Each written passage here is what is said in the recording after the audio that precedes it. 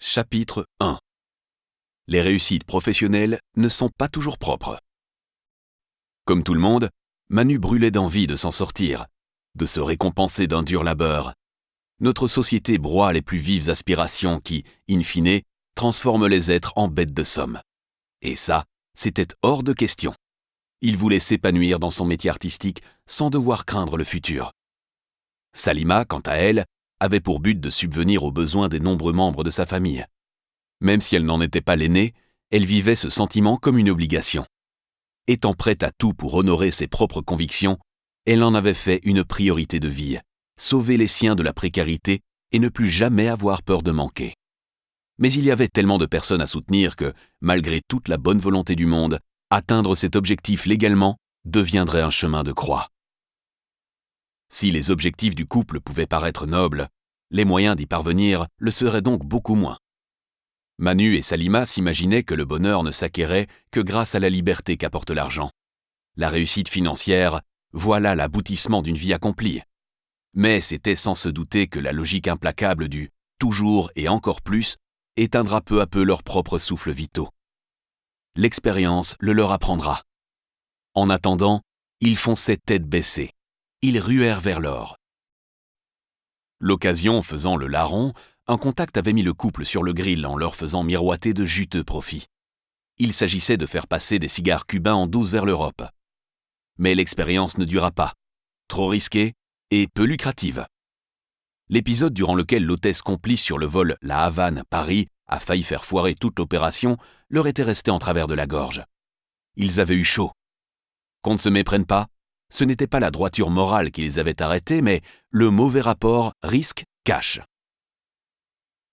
Il était pourtant inenvisageable pour Salima et Manu de revenir à un honnête travail de gagne petit. Leur soif de liberté et d'argent avait déjà distillé en eux le poison de la réussite financière facile et rapide. Désormais, ils feraient tourner leur petit business crapuleux en toute autonomie. Les intermédiaires et les complices amateurs, c'était fini. Un matin, Salima et Manu arrivèrent au terme de 12 heures de route aux portes de Turin, dans le nord de l'Italie. La voiture louée dont ils avaient maquillé les plaques n'était pas à leur goût. Une simple Volvo grise, très anonyme, très bon père de famille. Salima aurait mieux aimé une décapotable flamboyante, d'autant que le soleil brillait. Quant à Manu, il devait se retenir de ne pas faire son fun Joe sur les routes de montagne. Ce n'était pas le moment de se faire repérer. Ils garèrent la voiture le plus près possible de la place du marché. Un café avait déjà levé ses volets, ils s'assirent à la terrasse, idéalement exposée au soleil matinal. Tout en sirotant leur expresso, ils observaient les marchands à la sauvette installer leurs marchandises sur un drap de lit sale étendu à même le sol. En cas de descente de police, ils n'auraient qu'à rassembler les 4 coins du tissu pour en faire un baluchon et déguerpir. Salima et Manu n'étaient pas les seuls à scruter la place. Un gamin installé non loin d'eux les avait repérés. En général, les étrangers étaient les meilleurs clients. Et s'ils étaient si matinaux, ce n'étaient certainement pas des touristes. Il glissa 2 mots au vendeur voisin, un grand type hirsute, qui acquiesça. L'enfant se dirigea vers le couple d'une démarche chaloupée. Il tentait de compenser son jeune âge par une dégaine de grand. S'il n'avait eu ce regard dur, il en aurait été touchant. Il avait quoi, 12, 13 ans? La dame et le monsieur voudraient des sacs de marque? Faut voir, répondit Manu. Bonne qualité, comme les vrais. Montre, dit Salima.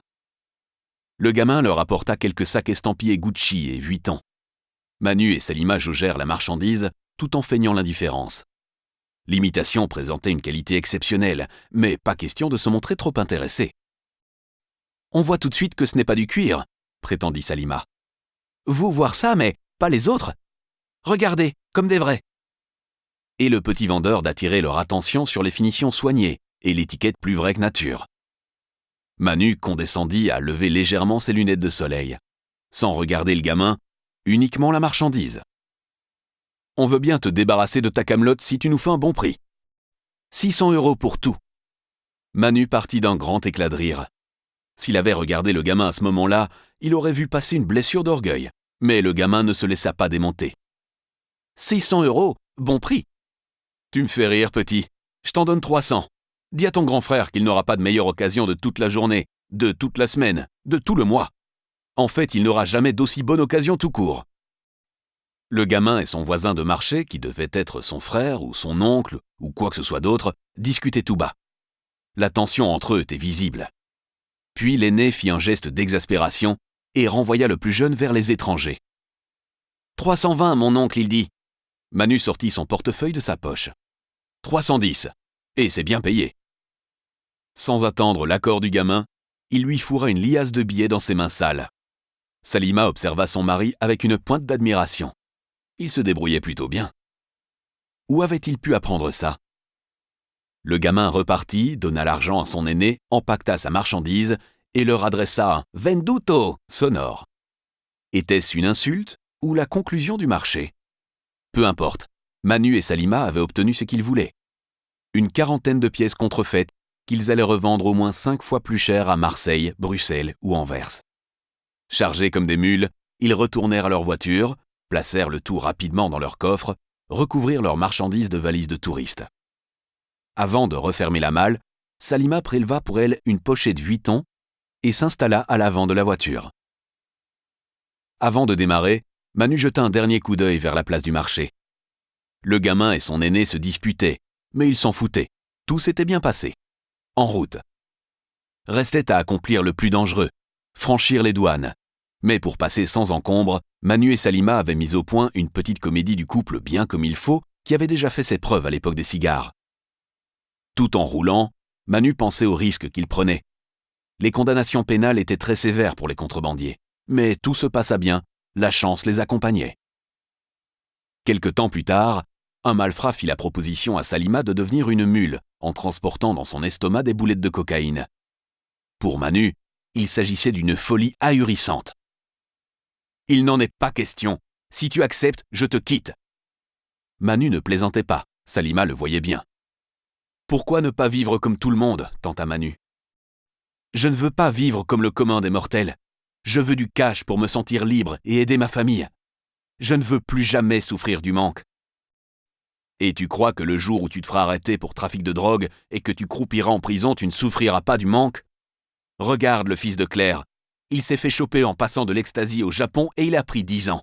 Alors, arrête avec tes conneries, je ne veux plus en parler. » Manu et Salima firent donc à nouveau route vers les marchés d'Italie. Parallèlement, Manu continuait à travailler dans le monde de la musique. Il revendait ses éditions musicales ainsi que tous ses droits d'auteur.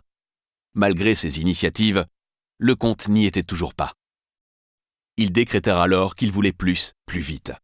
Ils se sentaient comme les sous-fifres du banditisme, alors qu'ils voulaient faire un grand coup qui leur rapporterait gros, sans pour autant passer de la drogue. À LA peut-être, Los Angeles, ville de toutes les exubérances, ville de l'impossible, poumon économique et artistique qui exhale l'air impur des billets verts. À LA, qu'importe l'origine sociale, pas de préjugés sur l'ancienneté et l'ancrage de votre famille. Tant que vous avez du fric, vous avez de la valeur. Dans les rêves de Manu et Salima, LA prit de plus en plus l'allure de terrain de jeu rêvé pour leur arrivisme décomplexé.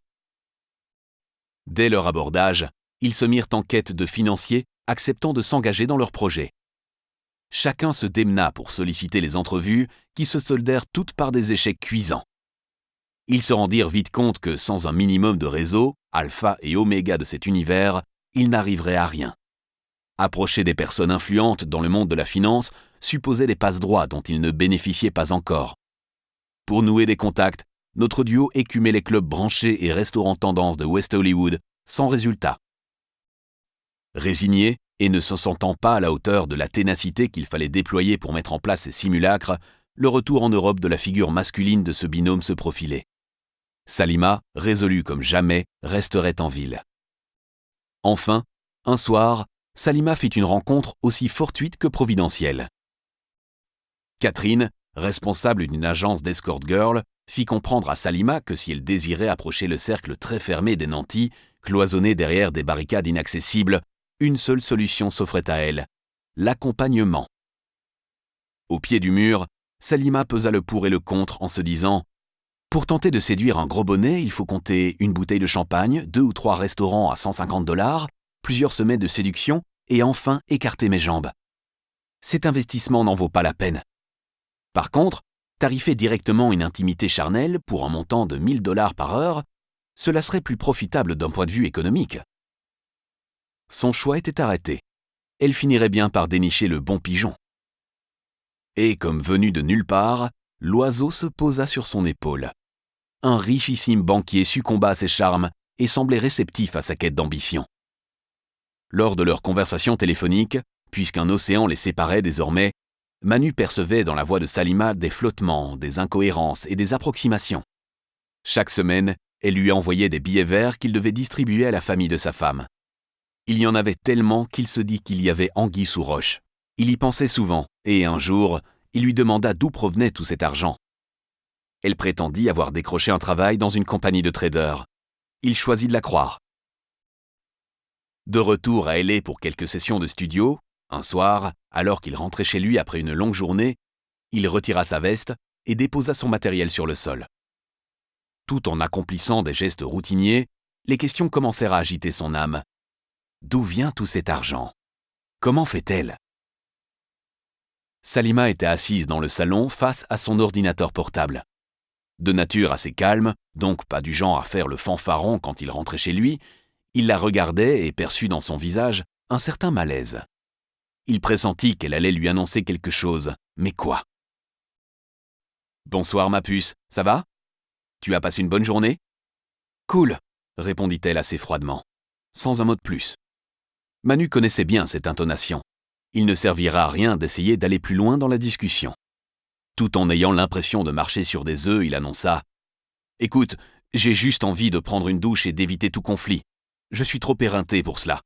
Je suis vraiment crevé, je monte. »« Attends, je dois te parler. »« Ça ne peut pas attendre ?»« Non. » Dans ce genre de situation, l'écouter restait la meilleure solution pour éviter que cela ne dégénère. Manu s'installa sur le divan, la regarda et attendit. Elle n'osait pas croiser ses yeux. Elle scrutait le plafond, les murs, et après quelques secondes de silence, elle lança « Il faut que je t'avoue. » Puis elle se tut, les mots n'arrivant pas à sortir de sa bouche. La tension devint palpable. Le cœur de notre homme en attente de révélation battait la chamade, et son cerveau tourbillonnait à plein régime. Elle va m'annoncer qu'elle a un amant, ou qu'elle me quitte, ou qu'elle a gaspillé tout l'argent qu'il nous restait. Manu s'attendait à tout, sauf à ce qui allait venir. « Trésor, je ne travaille plus dans le trading. Je suis devenue une escort girl. » Le ciel lui serait tombé sur la tête que Manu n'aurait pas été plus surpris. « Je suis marié avec une fille de joie, » se dit-il. Ne sachant que dire, ni que faire, il restait là, planté devant elle, les bras ballants et la bouche bée. Le pire restait encore à venir. « Et je n'ai pas l'intention de mettre un terme à cette activité. Je n'ai pas envie non plus que tu me quittes. Je veux qu'on reste ensemble et que tu réfléchisses à la possibilité de vivre autrement. »« Mais c'est une blague ou quoi? Où sont les caméras? Ce n'est pas possible !» Salima lui expliqua alors que, grâce à son ancienne activité de trader, elle avait rencontré un banquier, M. Lederstein, un très gros poisson, qui leur permettrait de réaliser tous leurs rêves et d'enfin les sortir de leur galère. Bien sûr, elle présenta les choses d'une manière finement altérée, afin d'obtenir que Manu ne renonce pas à cette union complètement pervertie. Selon Salima, ce copinage rémunéré pouvait s'apparenter à du soutien psychologique. Manu comprit qu'ils allaient se déconnecter totalement d'une réalité normative. Plus rien ne pourrait arrêter Salima dans son délire de conquête. Manu se souvint qu'à l'aube de leur relation amoureuse, il s'était promis de ne jamais étouffer les envies et les choix de l'autre. C'était pour cette raison que, même dans l'adversité, elle le laissa continuer à travailler dans la production musicale, bien que cette passion ne rapportait pas les résultats financiers escomptés. Puisqu'elle ne pouvait pas compter sur lui financièrement et que son avidité devenait obsessionnelle, Salima avait organisé sa reconversion professionnelle sans lui demander son avis. La galanterie de luxe. Salima enfonça le clou. « J'ai besoin de toi pour couvrir mes arrières. Tu seras une sorte de caution sociale et ce sera utile par la suite, » lui asséna-t-elle. « Que dois-je faire ? » ?»« Rien, juste accepter de te faire passer pour mon ex. »« Tu sais que ce n'est pas dans ma nature, » lui dit Manu avec un petit sourire en coin. « Eh bien, tu vas apprendre. À la clé, il y a 15 000 $ par semaine à se faire. Mais tu es consciente qu'en réalité, cet argent n'est pas pour nous. Il te sert juste à te libérer de tes propres angoisses. Pense ce que tu veux, Manu. Tu es avec moi ou tu t'en vas, ce que je ne souhaite pas. Mais si tu restes, j'ai besoin de ton silence hypocrite. Il va donc falloir tricher et manipuler ce pigeon? Tu as tout compris. Waouh! L'intention principale de cette entreprise s'articulait autour de l'urgence d'amonceler de l'argent, ce qui éradiquait bien évidemment toute notion de pénitence. Dans la conduite de cette tromperie, l'essentiel était de faire croire au lièvre qu'il était un être merveilleusement unique. Or, derrière le piégé se cachait une personnalité désagréablement condescendante, bardée de fragilité évidente. Un être en faillite émotionnelle. La stratégie consistait à mettre en valeur tous les aspects positifs de la personnalité de Lederstein afin de revitaliser l'estime de lui-même qu'il avait perdue. Et c'est à Salima qu'il devrait cette renaissance. Cette approche mise au point, Salima pourrait commencer à plumer la volaille. Il ne pourrait plus se passer de celle qui lui faisait se sentir si fort et intelligent. Une fois le poisson ferré, elle présenterait Manu à Lederstein en le faisant passer pour son ex-mari resté proche d'elle. Salima avait pensé à tout. Son plan prévoyait de se servir de son complice consentant comme d'une caution pour assurer les manigances à venir. Si Manu acceptait de s'impliquer dans cette mascarade, sa complicité personnelle deviendrait claire, décidée et assumée. Du grand n'importe quoi, mais ce stratagème pourrait fonctionner. Il fallut quelques jours à Manu pour digérer l'idée de cette nouvelle vie funeste. Il pouvait encore faire le choix de partir, de rentrer définitivement en Europe et de divorcer. Mais il resta. Depuis ce jour, il ne parvint plus jamais à considérer sa femme comme une épouse. Elle n'était plus que la partenaire d'un business lugubre. Salima, mante religieuse des dollars. Il tenta d'accepter la situation. Cependant, il la vivait comme une énorme trahison. Il n'était pas parvenu à subvenir aux besoins de sa femme à la hauteur de ses espérances, et le prix à payer était de s'incliner devant le choix qu'elle avait fait et auquel il n'avait pas été invité à réfléchir avec elle. Manu décida donc de vivre tout cela d'une façon totalement détachée. L'amour s'était transformé en une alliance d'utilité et de rentabilité. De manipulation en traquenard, une toile se tissa autour de Lederstein, ce gibier providentiel. Au fil des rencontres, une relation forte et intime s'installa entre Salima et son pigeon. L'adultère fut consommé. Le plan fonctionna à merveille. Rapidement, Manu fit en sorte que la douleur de l'infidélité se détache de ses émotions intimes. Elles larguèrent les amarres. Il ne ressentait plus rien, même la tristesse et la déception avaient cessé de le tourmenter. Manu et ses sentiments déposèrent les armes. La fibre amoureuse qui existait entre Salima et Manu n'était plus que l'ombre d'elle-même. L'intérêt de réussir était devenu plus important que les effervescences d'antan. Le désamour prenait finalement vie. Lâcheté ahurissante, penseront certains. Réalisme intelligent, diront d'autres. Égoïstement, comme une autruche enfouissant sa tête dans le sable, Manu poursuivait ses activités artistiques tout en se persuadant que c'était Salima seule qui avait fait ce choix. Pourquoi ne pas l'avoir quittée? Parce qu'à Los Angeles, c'est business first.